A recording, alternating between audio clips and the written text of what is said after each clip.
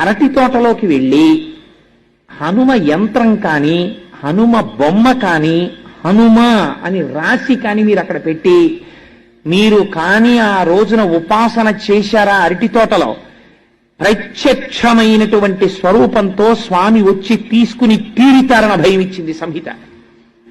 అన్నిటికన్నా ఆయన తొందరగా ప్రీతి దేనివల్ల పొందుతారో తెలుసా అండి? అరటి పండుగ. కదలి పూజ అని ప్రత్యేకమైనటువంటి పూజ ఆయనకి. కేవలం అలంకారంతో ఆయన తృప్తి పడిపోతారు.